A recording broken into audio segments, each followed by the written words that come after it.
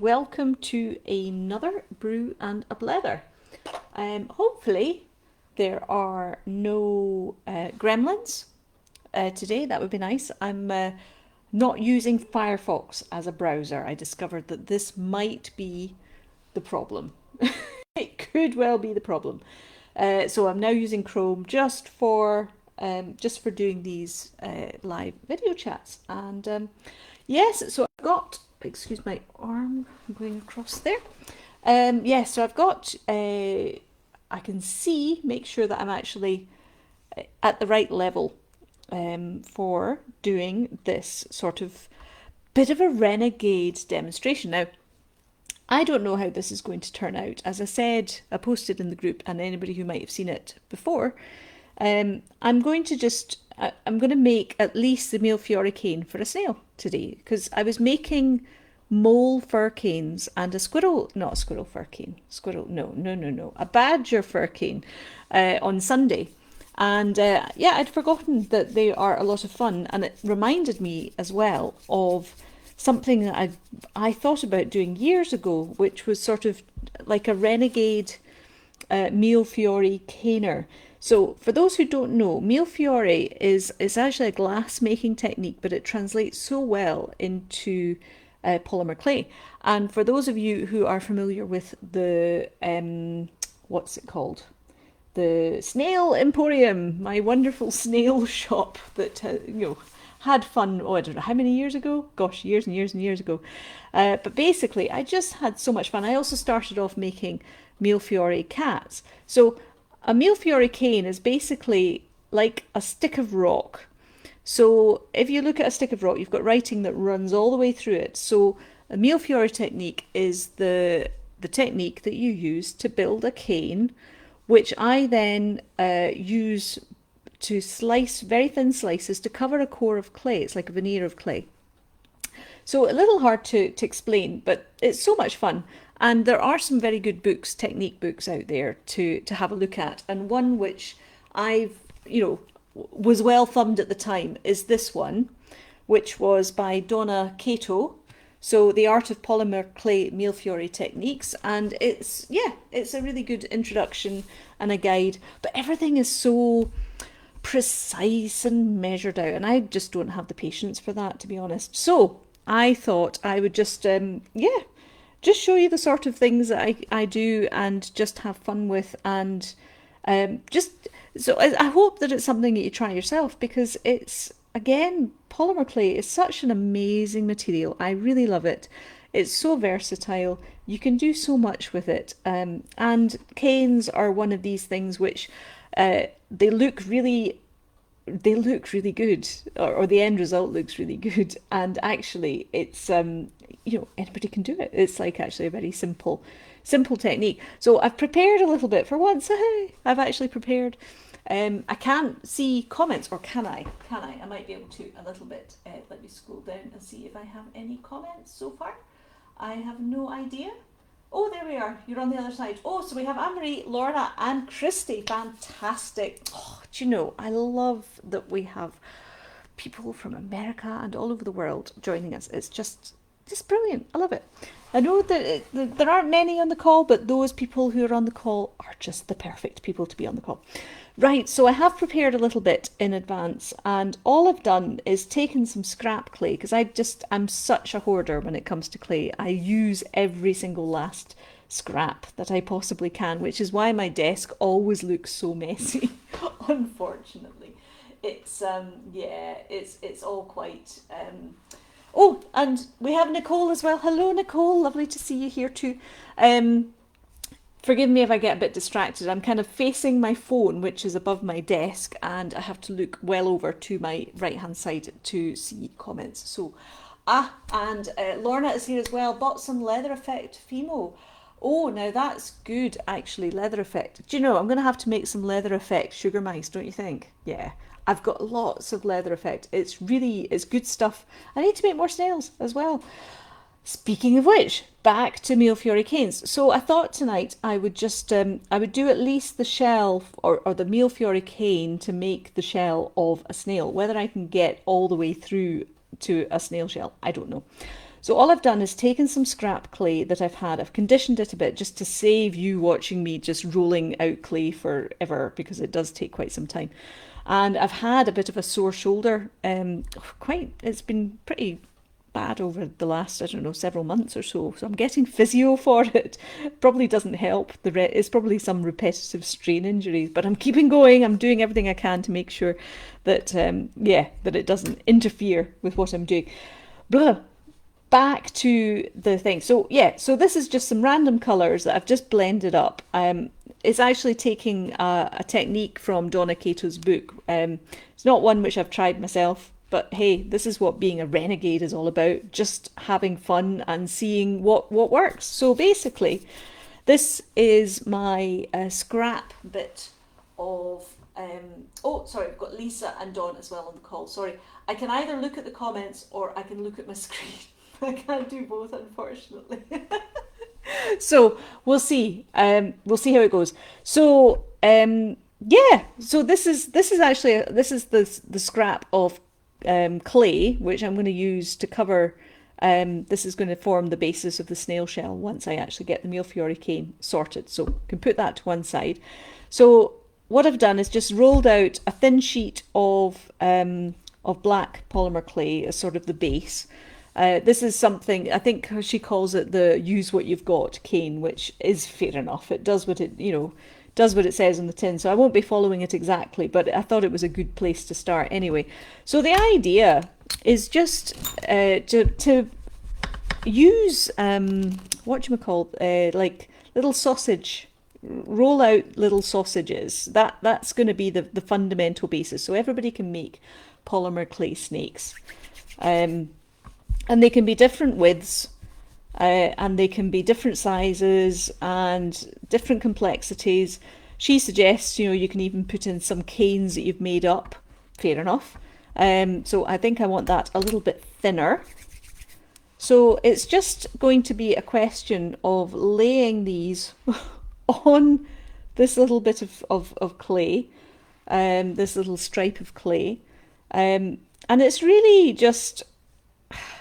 build it up and see how it goes. I mean, this is why I can't be doing with measuring things and being very precise. And a lot of other polymer clay artists, particularly the ones who make jewellery using Millefiori techniques. I mean, there's some stunning work out there. There really is. But can I be bothered? No, not really. I just find it all a bit much. So I'm going to just layer up some colours. As you can see, it's just going to be suck it and see, really. I might actually do a bullseye cane for one of these, so I think I will I'll do this with a bit of white. Okay, so I'm going to take the cerise. If you're going to do bullseye canes, which are basically just snakes wrapped in a thin layer of something, it's always best to do contrasting colours. So white and pink, black and pink, if you do colours which are too close together, then they'll just fade into each other and it won't be any good. It's not much fun. So this is where having a pasta machine is quite handy, and I hope you can still hear me. I'm off camera at the moment, just rolling out just a thin sheet of clay. It doesn't matter if it's a wee bit grubby, which it is. Again, this is where all the professional clayers, will be very careful about what they're doing, and I'm like, yeah, whatever. You don't really see the muck when it's all rolled in and reduced and all the rest of it. So I don't bother. So I had thought many years ago about doing a book called The Renegade Polymer Clay something. I can't remember the exact title of it, but just because there are shortcuts that you can do. And I think really, rather than spend so much time, faffing and measuring and just being very precise, sometimes just getting on with it is just so much more fun. So yeah, I just think there are ways that you can just make a really good effect with not very much effort. So there we go. That's a very simple bullseye cane. So it's bullseye because it's just like a round centre bit covered with clay, and let's just stick that in there. So, and I'll just layer it out a little bit separately, like space it out, that's what I'm trying to say. So it's just a question of I've no idea what this is going to look like at the end, which I love. You know, it's always good fun just to stick things together and see what happens. And actually, let's have a I like that, the teal and the purple. It's let's see, is it going to be better to have a? No, well, let's just stick this in here again. It's just see what happens. And also as well, I've got some scraps of black clay from when I rolled out this sheet. So you can actually like just fill in the gaps, and that'll create a sort of a full stop, if you like, or a little black void when when I roll it up and form a cane out of it, basically. So I'll put a little bit of black in there, and let's have some blue. I don't want to spend too much time on this because obviously I don't know how interesting it would be to watch this. Oh, my screen's gone black on my on my laptop, so I'm afraid I can't see any comments whatsoever, so apologies. But hey, I can see me, I'm about 5 seconds behind whilst I'm watching myself live on my phone as well. So all I'm going to do here is just squish this into more of a rectangular lozenge shape so that it's not just purely round, and that makes it's a stripe which is a little bit flatter and more elongated. And what will I do now? I think maybe I won't actually do an awful lot more of this because you don't need much. This is what's so fun about it. And I think I might just stick that up there. Why not? Because you can. So this is where it just gets fun. You can just have a lot of fun. I saw one, I think she put like interlacing black and white, which might work quite well actually. So let's put another bit of black, and this is where I'm not going to be very precise about this. And this I thought was a lovely coral colour. And I think I'll do this as a little interweaving part. So just rolling out very, very roughly, as you can see, a couple of snakes actually, and there we go.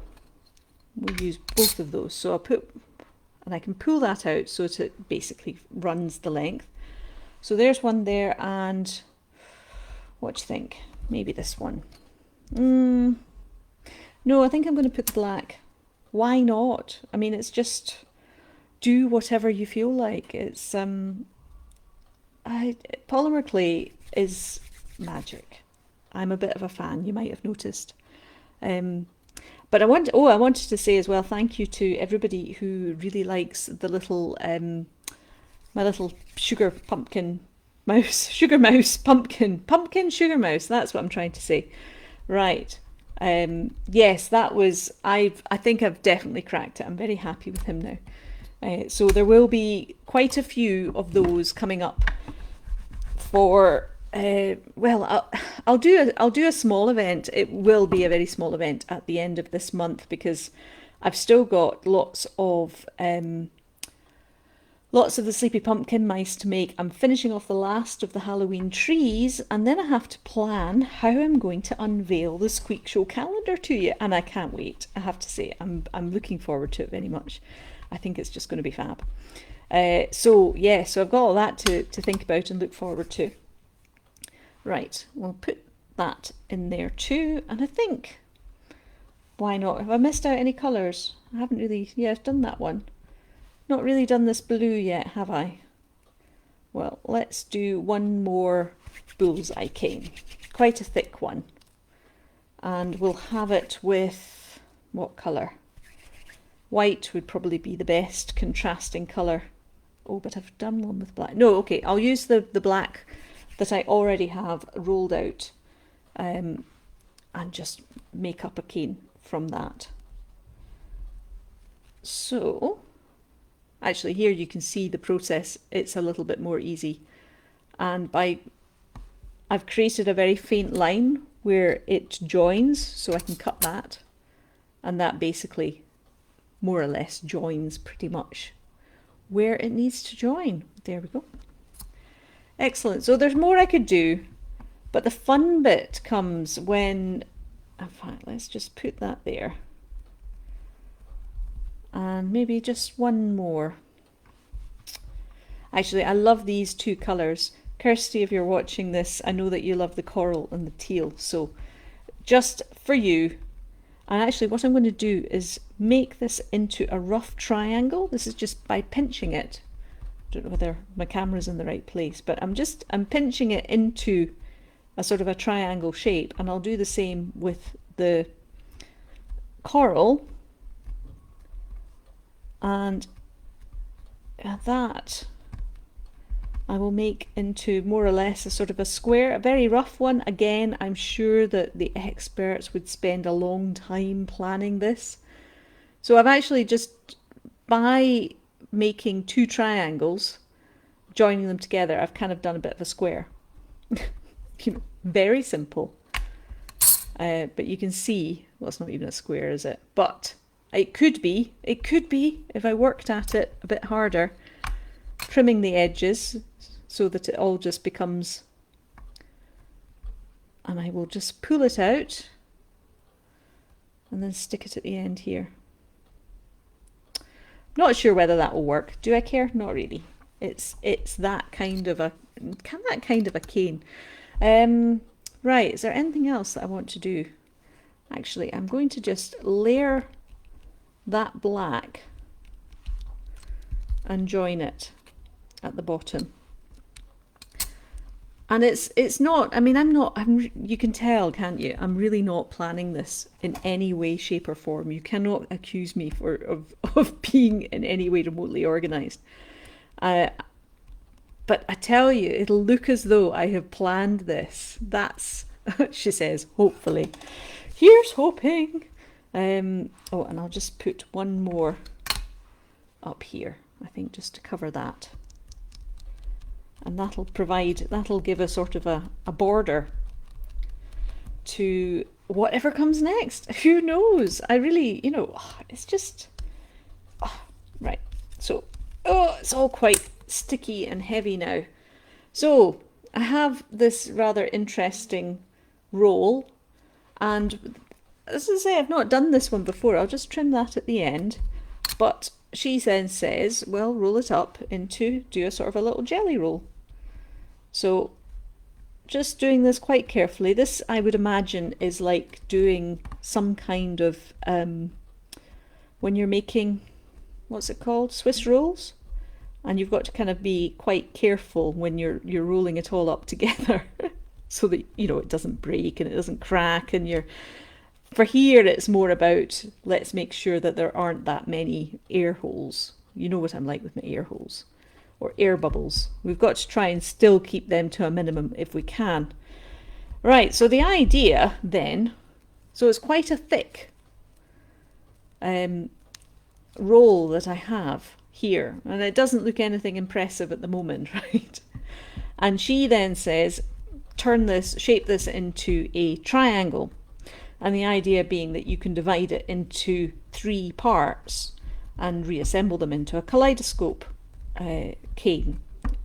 So I'll do that. When I was making the fir canes at the weekends, I do them into quarters and then stack them back up together. And I know, I think I said I was going to do the fir cane, and I may well do that another time, but I did them all over the course of a couple of hours on Sunday night, and it was just quite, it was quite knackering, but I'm very pleased with them. So you can expect moles and squirrels. They're not squirrels. What am I trying to say? Badgers.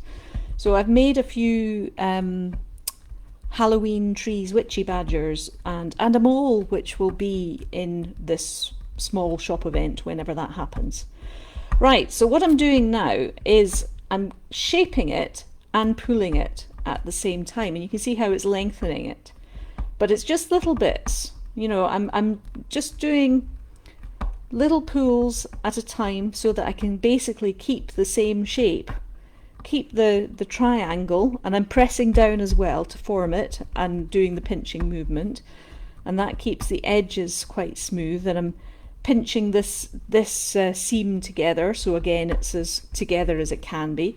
You'll see it's a bit messy at the edges, but that's okay. And what I'm trying to do, this is one of the amazing things about polymer clay, and when you're doing Millefiori canes, whatever pattern is inside here will stay the same no matter how long I make it. I love this. I love it. It's magic. It just becomes smaller. So it will preserve its shape and its pattern, but it just becomes smaller. This is why it all just gets really, it's just magic. There's so much still for me to learn about this material, and it is just so much fun. It really is. Right, okay, so let me measure that. What time is it now? 8:20. Right, my wonderful, very well used cow ruler. I think I've had this since school. There's so little room that I have here. So basically I want to make sure that I've got enough for 3 equal parts whilst cutting off the scraggy ends at the bottom. So let's see, if I put that there, and that's to 18, that's fine. So I will do a 6 centimetre break, so I get 3 equal parts, basically. There's a little bit of scrap at the end, but that's okay. I can live with that. So I've just marked it equally, and then I'm using my tissue blade so I can get a clean cut, and cutting it into 3 equal parts, saving the scrag ends for another day. In fact, that may well even be what I use for the snail when it comes. And look, right, so how cool is that, right? So it's just totally random, and then because I have cut it, maybe I should have done it into 6 actually. It's been such a long time since I've done this. Actually, yeah, I can do it this way. So I can either, it depends how I want to stack it up together. I can either do it that way, or I can join the two together, or I think actually that's, yeah, that will make it more of an actual butterfly, if you like. In fact, yes. Or will it? Or is it this way? Do you know, this is why it's like, okay, so what's going to happen? How am I going to do this? I think I should have cut it into 2, in fact. So, in fact, yeah. Right, well, just to keep it, I didn't read the instructions, obviously, but this is the joy, this is the great thing. You can just do whatever you want, basically.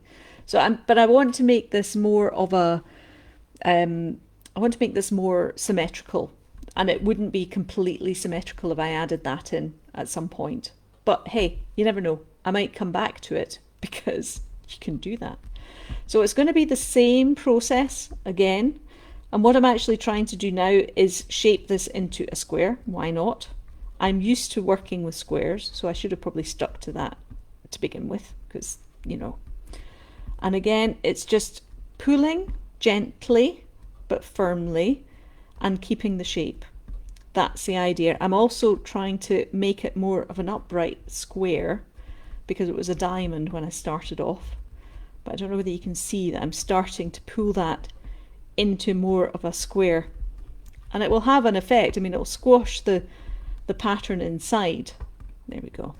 Now I've got a square, or a rectangle I should say, but the end pattern is going to be a square. And again, it's just a question of pressing. When I do the fir canes, because they're much bigger than this, I will sometimes use my roller just to start off the process, so I've got a clean edge, basically. That's really annoying. Anyway, see, this is what happens when you start off doing a show, doing a chat, and you just don't know which way you're going. And as I say, I have absolutely no way of seeing whose comment. I'm sorry, my laptop has decided to have a sleep. It's gone for a snooze. Right, I'm going to now divide this into 4, and I don't want to have it much smaller than that. So again, I want to find the clean edges. So that'll be 1 to 16, that's fine. So I'll do it into 4 centimeters. Well, that's 12 centimeters and 8 centimeters and 4 and the dag ends. That's fine. And this is where it gets really quite exciting, because then you get to see how the pattern has shifted, because I've put 2 canes back together again. And you start seeing the kaleidoscope effect. I mean, do you see that? How magic is that? And then you can either make it completely abstract, or, as I'm going to do here, I'm pulling it back together again into a much more symmetrical shape. So I mean, it's magic, given that this was just a couple of logs, you know, and some black clay and a missing piece. I'll do something with that, I'm sure. It's how magic is that? I mean, really, how magic? So again, I've preserved the shape, but it's just smaller, a lot smaller than it started off. I just, do you know, go and have a look at some of the Millefiori techniques. You can get people on, you know, like videos on YouTube and whatever. People will do like time-lapse photography and show the cane. I've seen it done with real clay as well, tinted proper clay, which has been extruded on huge discs. I mean, like really full. I mean, this is small scale compared to what you can do with it, but wow, it's magic. And so when I first started, if you go onto my Flickr page, the Creature Gallery, you'll see all the there's a section on Millefiori creatures, and I just had so much fun. I mean, they're very, very basic. I've done flowery cats. That was the thing that I really, really wanted to do to begin with. I just kept dreaming of flowery cats. I just wanted to see cats with flowers on them. So I made quite a few of them. And then it just sort of went on from there. And there's lots of different techniques which come up with different results, basically. Now, so all I've done again is just make sure that it's still a square, because you want to keep the shape as close to a square as possible, because the idea is that I'm going to be cutting slices off this and then adhering them to a clay core. I've got to be very careful how I say that, basically. So I don't want it, I mean, I could cut it again and restack it, but the pattern is going to be very small then. And I've also got to think about how the clay distorts when it's when I'm shaping it into a snail shell. That's another consideration. So sometimes actually a smaller pattern is better, because then it can stretch more and you still see some definition. We'll see. What I'll maybe do is, just for the interests of time, so you see how that's more or less kept its shape, but it's just tiny now. I love it. I love it. I love it. So I could, in fact, what I might do, yeah. So I'm actually going to cut this into 4 again and stack it, because it's going to be quicker. This is going to be the last time I do this. So let's see, what's 4? What's let's, arithmetic, not my strongest point. So let's make that into a 12 centimeter. Oh, there's just no room here. I'm so messy. At least I know where everything is though. Right, so it's going to be 3 centimeters. 6, 3, and then that one's I've already trimmed, that's fine. And it will become sort of almost like a Moroccan tile. So I'm not going to reduce it down much more beyond this. Oh, look! Do you see how pretty that is? And then I'm just stacking it back up. Now, this is something anybody can do. The results are magic. So yeah, this looks like tiles now. And I don't want to go any smaller than that. But I do need to press the canes together so that so I don't have a big gap between them basically, so that they all match up quite well. So I don't know whether you can see that close enough. As usual, there's sort of like a 5-minute time lag between what I'm seeing, not 5 minutes, probably about 10 seconds or so, but it feels like 5 minutes. At the other end, it's a bit messier, but that's okay. So yeah, so actually, right, it's just gone half past. What I can do is let this rest overnight, which I probably will be better, because when you work clay for a long time, as I have been, because this has been rolled and pulled and stretched and pummeled and cut, it does get very, very soft, because that's the plasticizers in the clay which just become overstimulated. I'm sure that's not quite what I mean. So that will probably do me 2 or 3 snails. I'll probably get out of that. So what I will do, I'm going to just, and by twisting it is actually pulling it a little bit. It makes it a little bit longer and a little bit smaller, narrower. So I'm going to let this rest overnight, and then I'm going to make the snail shell, because we're going to go over time otherwise, and I don't want to keep you back from whatever you happen to be doing. And also we're having toasties for dinner tonight. We've just found a really lovely milkman, like it's called the Modern Milkman. I think it's a franchise and they deliver it all over the place. So I mean, they do have lots of local outlets. But they've just delivered us some lovely bread and some organic cheese. So we're going to have like cheese and ham toasties tonight. So I'm looking forward to that. Anyway, so that is a basic, very simple, very effective Millefiori cane, which I will use to make a snail, you know, or a snail shell, possibly a cat, possibly something else. We'll see. But I mean, how magic is that? I mean, it's seriously magic. The fact that it just looks so complex, and you saw what it was. I mean, these are some of the scrap. That's how it started off. You know, just once I rolled up that sheet of clay with all the little dots on it. And then because the brain is always looking for patterns, and I still have this to do, so I'm going to do something else with that. And just by rearranging the patterns in a different order, you'll come up with something completely different. Love it. It's magic, I tell you, it's magic. Right, okay, so I'll come back tomorrow and tell you all about, or show you what happens next. But thank you for joining me. It's been lots of fun. And yeah, have a lovely evening, everybody. And I shall see you later. And I'm going to try now and wake up my computer. And yes, I'll say goodnight to you now. All right, see you soon. Bye.